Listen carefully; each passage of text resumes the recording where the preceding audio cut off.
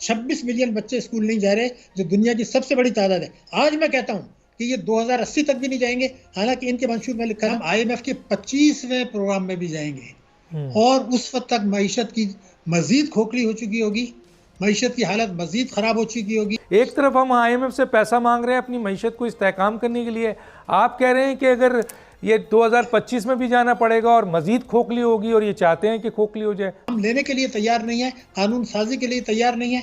गठजोड़ यही है कि ये तो हम नहीं करेंगे। अगर मैं आपको ज़राअत का बता दूं, और ये बातें 95-96 में भी यही बातें हुआ करती। आप काले धन को सफ़ेद होने से रोकना नहीं चाहते, तो IMF को तो कोई दर्द नहीं है। वो कहते हैं ठीक है, हमने आपको मशवरा दिया, आप नहीं करते। आप क्या चाहते हैं जी? पेट्रोलियम लेवी बढ़ा दें, बिजली के नर्ख बढ़ा दें, तालीम का बजट कम कर दें, सेहत का बजट कम कर दें, तरक्याती अखराजात का बजट कम कर दें।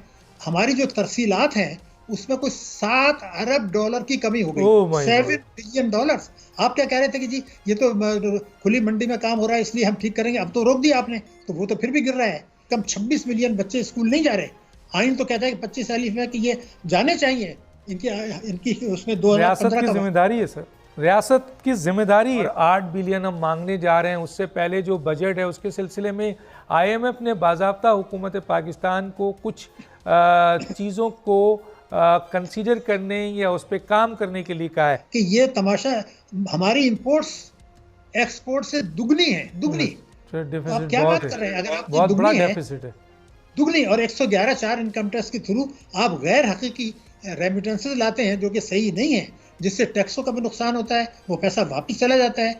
तो ये मीशत 111(4) को आप मंसूख करने के लिए तैयार नहीं है। आपने बात की मीशत को दस्तावेजी, ये कहते हैं सियासतदान हमारे तीन पार्टियों के documentation over my dead body. Oh my God, क्यों नहीं कर लेते? मुझे आप उसकी मैं वजह बता दूं। मुस्लिम लीग नून को बाद में कर रहा हूँ, ये तहरीक इंसाफ का भी है, ये पीपल्स पार्टी का भी है। अब 2013 के मैं नुकात सुना दूं आपको, हैरान होंगे। हाँ, मुस्लिम लीग नून क्या कहता है? हमें इस बात का एहसास है कि पाकिस्तान की मईशत कभी ठीक हो ही नहीं सकती जब तक वफाक और सूबे हर किस्म की आमदनी पे टैक्स ना लगाएं, मईशत को दस्तावेजी ना बनाएं, काले धन को सफेद होने से ना रोकें। तो आप तो एमनेस्टी स्कीम ला रहे हैं, आप तो जो है ना वो दस्तावेजी बनाने के लिए तैयार नहीं है। जय हिंद दोस्तों। तो इस वीडियो में पाकिस्तानी मीडिया चर्चा कर रहा है कि पाकिस्तान की एक बड़ी आबादी, मतलब बड़े आबादी के बच्चे स्कूल नहीं जाते हैं। तो स्कूल नहीं जा सकते बॉस। जिस देश में संपन्नता नहीं होती है वहाँ पर लोग स्कूल नहीं जा सकते। सी एग्जाम्पल, एक परिवार है, एक व्यक्ति है, उसके 2-3 बच्चे हैं। अब वो बच्चे हो सकता है 2 साल का, 3 साल का, 5 साल का, ऐसे बच्चे हैं। तो वो क्या करता है? मजदूरी करता है, कहीं ना कहीं से पैसे की जुगाड़ करके घर चलाता है। तो उसके बच्चे बड़े होंगे तो वो उन्हें पढ़ाएगा? असंभव है पढ़ाना। वो उन्हें किसी ना किसी काम में लगा देगा। और ये होता है जहाँ पर संपन्नता कम होती है, ठीक है ना। ये पाकिस्तान में यही स्थिति है। अब वो बच्चे पढ़ेंगे कि काम करें? पेट भी तो भरना है, पेट भरना सबसे ज़्यादा ज़रूरी है। शिक्षा तो बाद में मिलेगी। शिक्षा वही लोग ग्रहण कर सकते हैं जिनका पेट भरा हो। और तुम्हारा जैसे ही पेट भर जाता है तो तुम्हें शिक्षा भी मिलती है, गज़वा हिंद, जिहाद वगैरह ये चीज़ों की शिक्षा मिलती है। इसके अलावा और कुछ मिलता नहीं है तुम लोगों को इस चक्कर में। अब आप बताइए, जिस देश में 26 करोड़ आबादी रहती हो, 26 करोड़, वहाँ पर क्या कुछ नहीं हो सकता था? कुछ भी हो सकता था। अब एग्ज़ाम्पल के लिए मैं एक कंपनी चलाता हूँ, मैंने फैक्ट्री डाली भारत में। भारत में मुझे मज़दूर चाहिए। मज़दूरों को कितना पैसा देना पड़ेगा मुझे? एक व्यक्ति को महीने का 100 रुपये देना पड़ेगा। भारत एक संपन्न देश है, 100 रुपये देना ही पड़ेगा मुझे मजदूरों की। अब वही प्रोडक्ट अगर मैं पाकिस्तान में बनाऊं, पाकिस्तान में काम मिल नहीं रहा, तो वहाँ मुझे 10 रुपये में मजदूर मिल सकता है कि नहीं? क्योंकि वहाँ पर काम है ही नहीं। तो अगर मैं वहाँ पर फैक्ट्री लगाऊंगा तो मैं ज़्यादा मुनाफा कमा सकता हूँ। लेकिन वहाँ अगर मैंने फैक्ट्री लगा दी और कोई मजदूर नाराज़ हो गया तो मुझ पर तगलीबी का इल्ज़ाम लगाएगा और फैक्ट्री को जला दिया जाएगा। इसलिए मैं वहाँ फैक्ट्री नहीं लगा सकता। तो ये इनकी मानसिकता बदलते नहीं है। इतनी बड़ी आबादी किसी देश में हो, वो देश तो कैसे भी पैसा कमा लेगा और एक अच्छी संपन्नता जी सकता है, लेकिन पाकिस्तान डिज़र्व ही नहीं करता है। तो चलिए पाकिस्तान का मीडिया आगे और इस विषय पर क्या कहता है वो देखते हैं। बहुत शुक्रिया। देखिए, हुकूमत पाकिस्तान बिल्कुल तैयार है कि IMF से एक बड़ी रकम का कर्जा ले, जिसमें अमेरिका बहुत ज़्यादा सपोर्ट कर रहा है। उसके अपने मफादात हैं कि वो पाकिस्तान लाजमत वो कर्जा दे और ले, और IMF को भी वो कहेगा कि आप हमें कर्जा दें।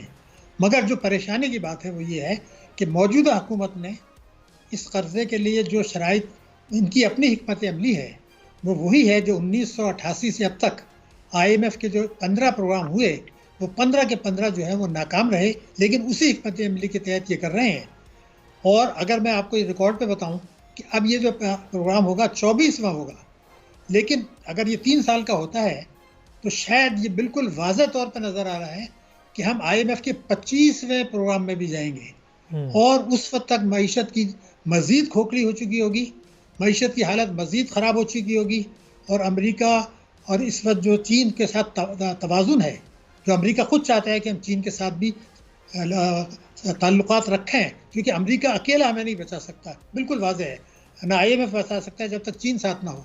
अब वो इंतज़ार इसमें है कि मईशत को मज़ीद खोखली कर दें, ताकि चंद बरसों के बाद हालत ऐसी हो जाए कि हमें कोई भी ना बचा सके। सर क्लियर कीजिएगा, IMF के इमदाद से हमारी मईशत खोखली होती है या हमारी मईशत को इस्तेहकाम होता है?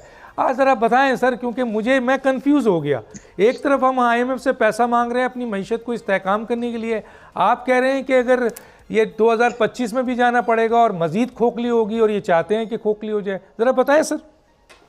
डॉक्टर साहब, बात यह है कि अगर मैंने ये कहा कि 23 प्रोग्राम हो चुके हैं, अगर वो कामयाब होते तो ये बार बार क्यों होते हैं? हमें खुद सोचे ना। 1994 के बाद इंडिया नहीं गया, 2011 के बाद अब गया है बांग्लादेश। हम जो हर 2.5 साल के बाद जाते हैं, ये एक हिकमत अमली का हिस्सा है। और ये मैं आपको रिकॉर्ड पर बता रहा हूँ कि इस जो IMF का ये बात है कि इस्तेहकाम पहले, मईशत की शरह नमू बाद में, ये पॉलिसी नाकाम हो चुकी है। और 2005 में मैंने किताब लिखी थी पूरी दस्तावेज के साथ, उसका नाम था economic growth and stabilisation, myth और रियलिटी। ये धोखा है। अगर इस्तेहकाम हो चुका होता तो फिर ये हालत ही क्यों आती? अगर आप देखें कि 2093 के बाद से हर हुकूमत ने कहा कि हम तबाह हो गई, बर्बाद हो गए, हम जो है IMF के पास जाएंगे और फिर जो है वो अवाम से कुर्बानी लेंगे। वही आज कह रहे हैं और वही 5 साल के बाद करें। तो दोस्तों, पाकिस्तान के बच्चे नहीं पढ़ रहे हैं, इसके पीछे रीज़न कई हैं। स्कूलों में आप पढ़ाइए, उन्हें मुफ्त शिक्षा दीजिए, भारत में मिलती है। भारत में भी जो नीचे तबके के लोग हैं, पहले कोई नहीं पढ़ता था, लेकिन आज पढ़ते हैं। क्यों पढ़ते हैं? क्योंकि उल्टा उन्हें पैसे देती है सरकार, उन्हें छात्रवृत्ति दी जाती है ताकि वो पढ़ने आएँ। शिक्षा बहुत ज़रूरी होती है, बिना शिक्षा के कोई व्यक्ति स्किल्स डेवलप नहीं कर सकता, और जब स्किल्स नहीं होंगी तो उसका देश के लिए प्रति योगदान हो ही नहीं सकता। फिर आप उसे जिस तरह से चाहे रेडिकलाइज कर सकते हैं, जैसा कि पाकिस्तान में हो रहा है। पाकिस्तान बहुत बुरे दलदल में, ऐसे दलदल में फंस चुका है कि अब अगर वो हाथ पैर बचने के लिए मारेगा तो उल्टा और धसेगा। पाकिस्तान दूसरों से नफरत करने के चक्कर में बहुत बुरी कंडीशन अपनी कर चुका है, लेकिन इन लोगों को अभी भी समझ नहीं है, अभी भी ये गजवा हिंद से नीचे नहीं उतरते हैं।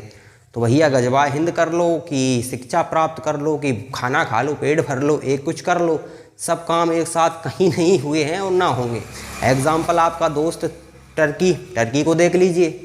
तुर्किश लीरा कहाँ हुआ करती थी, आज गर्क में चली गई है। उस एक राष्ट्रपति जो, क्योंकि उसने कहा कि मैं दुनिया में इस्लामिक वर्ल्ड का खलीफा बनूंगा, तो बनने के लिए क्या करना होगा?